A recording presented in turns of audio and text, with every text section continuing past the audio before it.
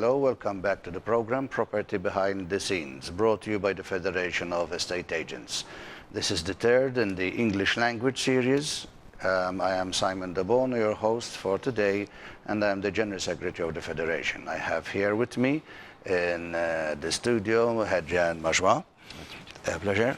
Welcome on board. We are going to talk today about the impression of non-Maltese about Malta and also about the Bitcoin and the blockchain.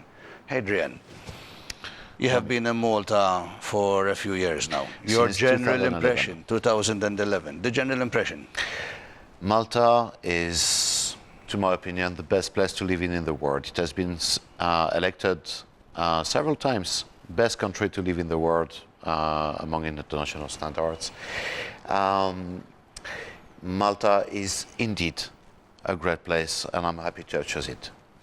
The program shows every day at 7:30 in the morning and 8:30 in the evening from Monday to Friday. It also shows in the weekends, Saturday and Sunday at 10 a.m. and 6 p.m. There is a YouTube channel on F-Living where you can see the programs, and also FEA Malta has its own YouTube channel as well as its own Facebook, Federation of Estate Agents Secretariat. We shall cut to a short commercial break. Please join us.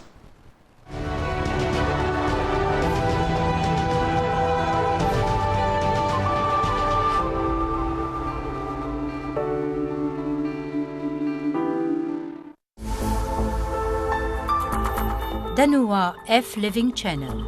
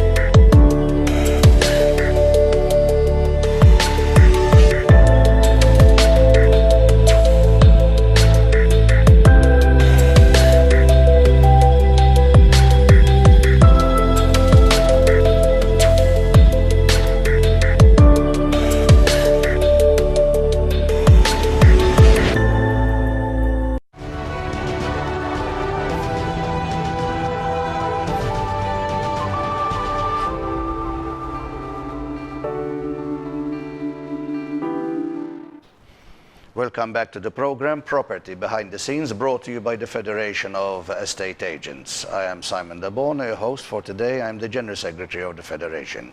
With me today in the studio I have Hadrien Majoie.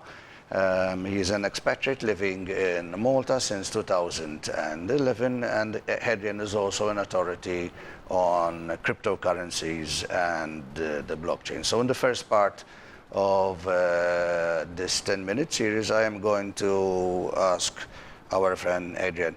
You had You had experience with dealing with estate agents when you were in Malta, and you Yes. had estate agents that were part of the federation, obviously some that weren't. Was there a difference? There are definitely a difference. To have a real estate agent, which is part of the federation, is a big advantage when you're a foreigner, because you arrive in a new environment and you need a standard that you can trust. And remaining in a country in the first days, first week, without your own place to stay can be challenging. And knowing that you can rely on people who are going to be efficient, trustworthy, is indeed a great advantage. And that's why I'm thankful to the FEA. Thank you for your nice comments. We have an issue in Malta that there is no official regulation. The regulation, the supervision and the code of ethics is enforced and implemented by the federation. Do you think that statutorily that the government should have regulated estate agents under law? I believe that indeed there can be a great amount of problems when you don't know who to address your concerns to, and indeed the government should regulate further and push real estate agents to be federated and to comply with certain standards. You have since 2011 you had a good 6 years now to form an opinion. Have you formed an opinion about the Maltese people? Definitely, at time in several years. Maltese people are fantastic people to live with. Not only the weather is nice here, but you find the best population like ever. I travel the world many places. I must say that Maltese people are loyal, they are trustworthy, they are easy to deal with, they are always helpful. And I managed in 6 years being in Malta to build more than in 15 years being in Switzerland. It's not only because the regulations here allows the entrepreneurs to build great business, but it's because as well of the population which is supportive to entrepreneurship. You mentioned, you just touched upon the regularity aspect, that it is easy to business. Have you found cooperation from the authorities when you needed a permit, when you needed accountants, when you needed notaries? Has it been easy in Malta to do this? The government reflects indeed the general population, which is it's in the Maltese culture to help others. Foreigners are welcome here, and to build business and to cover every needs that an entrepreneur can have is done by the government and by the people, and easily and a really forthcoming manner. There must be something you don't like. Of course, there are things I don't like. The storms in winter can be very hard, and I asked some Maltese friends, and even them don't get used to it. But hopefully, that's only a short period of the time in the year. As well, there's traffic. I don't manage to drive in Malta. I prefer public transportations and taxis when I have to do long distances. But are they efficient enough to get you where you want to go on time? Yes, always. And I manage always to be on time. That's something that I imported from the Swiss education.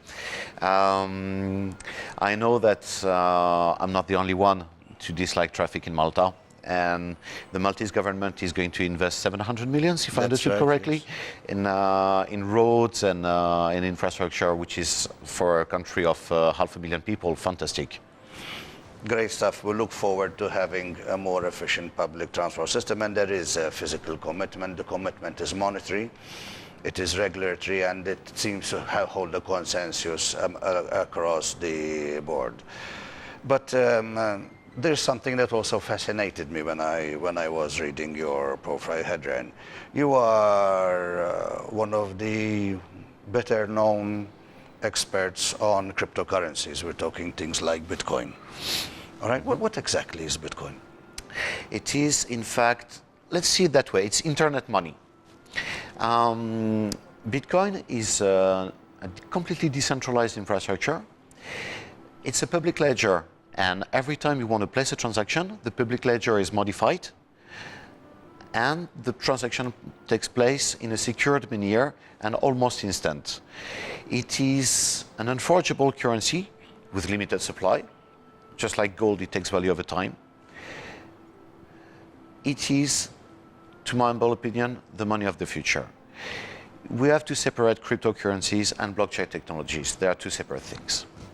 I remember, Sarah, I met with you in about 2014, 2013 in Barcelona.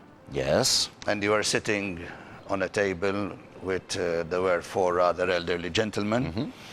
And you said, I'm thinking of investing into Bitcoin. Correct. And they laughed at you. What was Bitcoin worth at the time? One Bitcoin was worth like $20, $50, something like that. $50. What is it worth today? 5,000. So one Bitcoin is worth $5,000. That's correct. And way back in 2013, it was worth 20. Back in the days, that was a technology used mainly by geeks, by computer aficionados. Nowadays, the capitalization of Bitcoin surpassed the one of JP Morgan or Goldman Sachs. So we're actually talking here of a capital appreciation, not of 10%, not of 100%, not of 1,000, of 10,000%. That's correct. It is correct. And we're talking consistently over a number of years. This is consistent. There is fluctuations. There is high volatility that can be exploited to generate further profit. But overall, yes, it's consistent. The World Trade Organization estimates that by 2028, we will have, in 10 years' time, we will have 10% of the global domestic product on the blockchain, which represent 1,000 trillion US dollar, which is much more than the capitalization of Goldman Sachs. There was China clamped down on Bitcoin. Correct. It literally banned it. And when a government like China, which has total control over the state, does something, it is absolute. And that is a continent. It's not a village or a small country. That's 1 billion but people. It dipped a little bit, like 20%. And then it seemed to have recovered immediately after. It recovered. And we believe that the announcement by China was, in fact, a marketing promotion made in order for the Chinese president to be re-elected. Nevertheless, Bitcoin has always shown great resiliency, and this technology is here to stay. Why? Because it's the most clever invention since the creation of internet. You are watching the program F-Living channel. The program is called Property Behind the Scenes. Today I have in the studio with me Hadrien Majoie, who is a resident of Malta, and also he is an expert on cryptocurrencies and the blockchain. The program is brought to you by the Federation of Estate Agents. I am your host, Simon DeBono. I am the General Secretary of the Federation. It shows daily at 7:30 in the morning and 8:30 in the evening from Monday to Friday, also in the weekends at 10 a.m., Saturday and Sunday, and 6 p.m. We shall now cut to a short commercial break. Looking forward to seeing you within the next few minutes.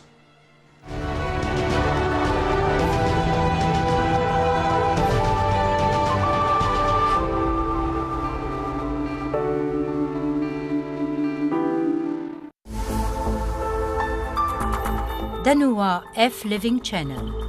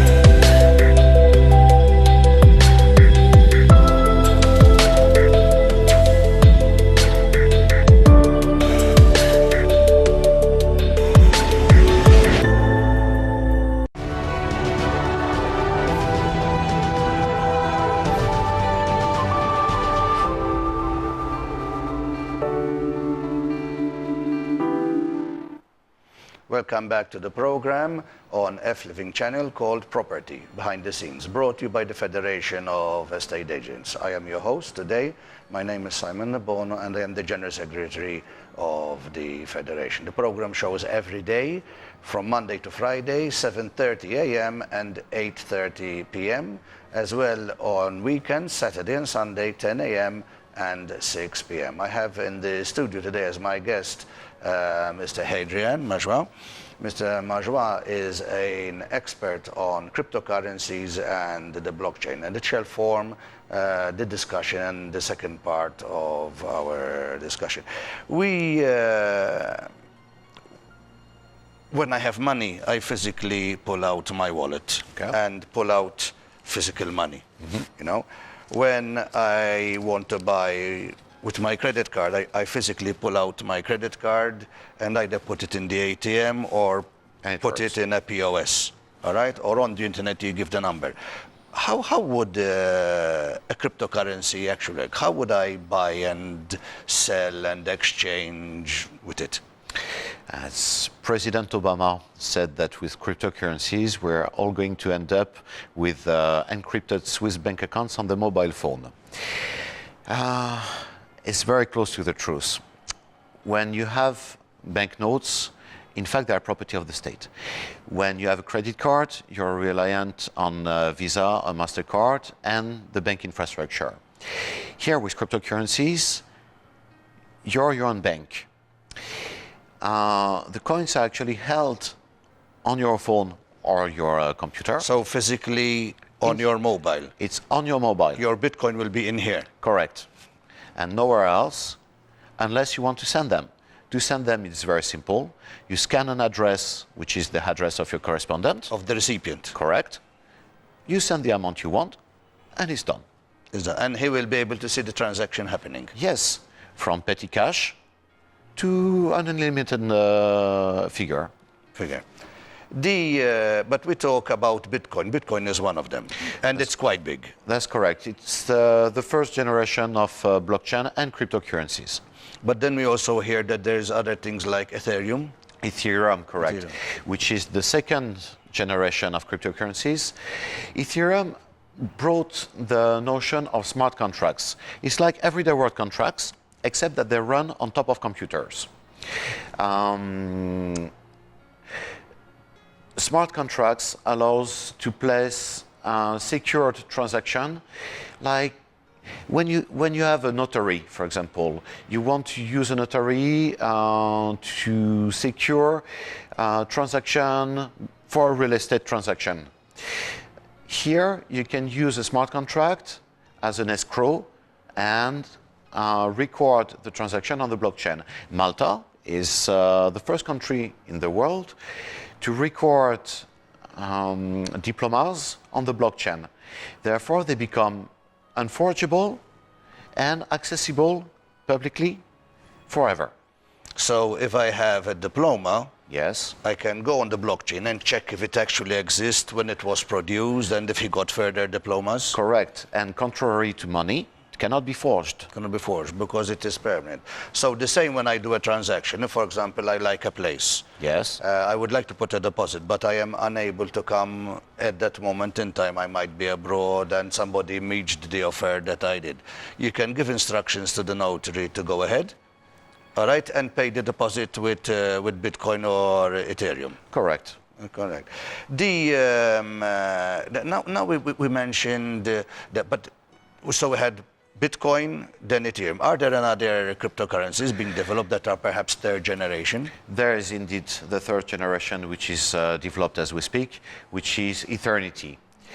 Eternity is so far the best technology that can exist in the field of blockchain.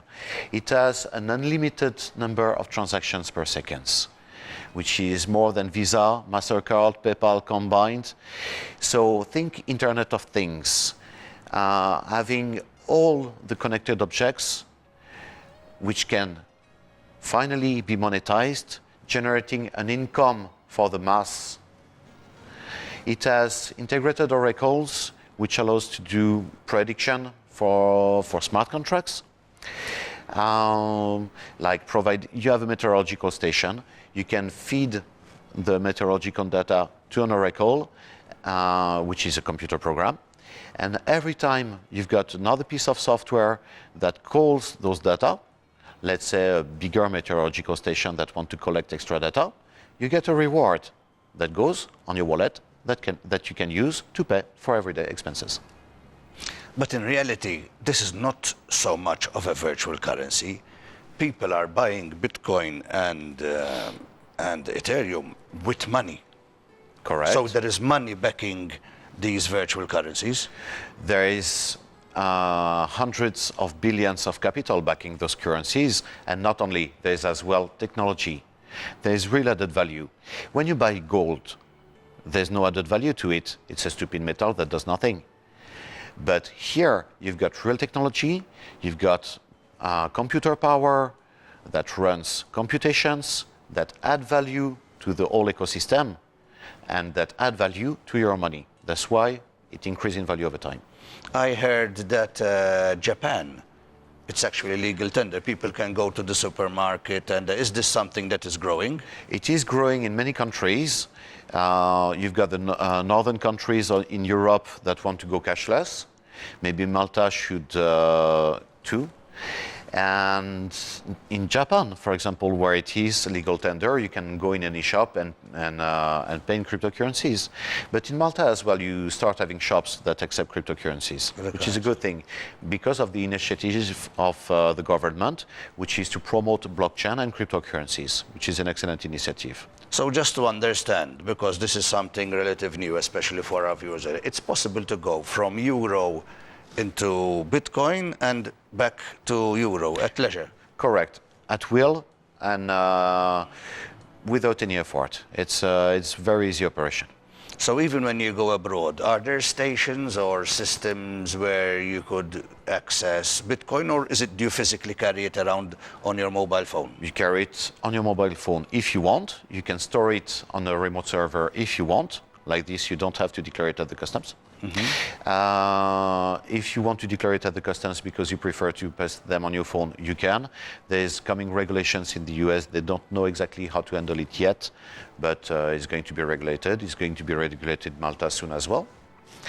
And yes, you can basically have as much quantity of cash as you want with you.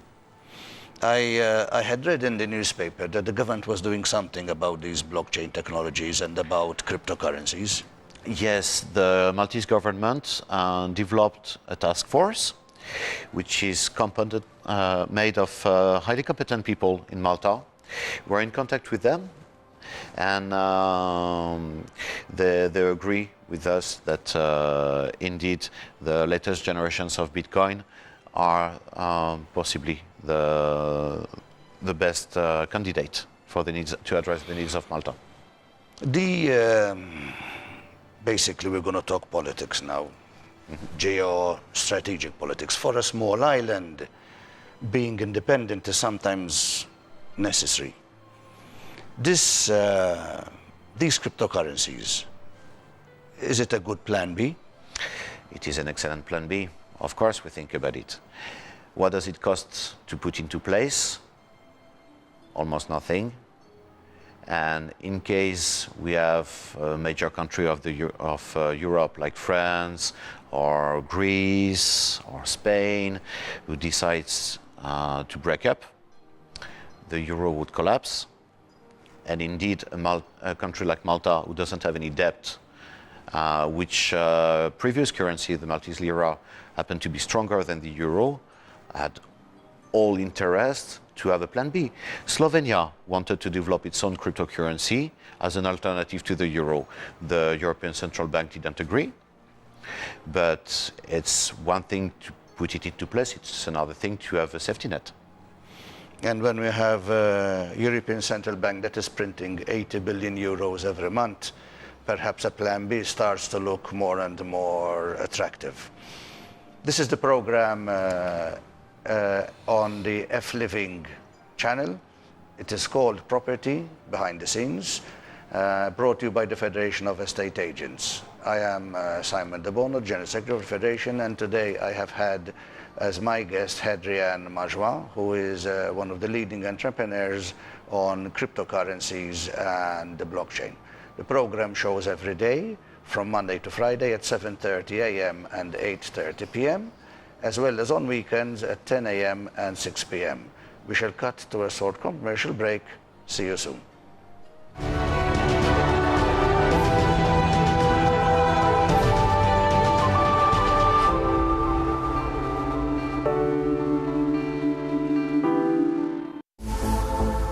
F-Living Channel, l-istazzjon televiżiv b'differenza.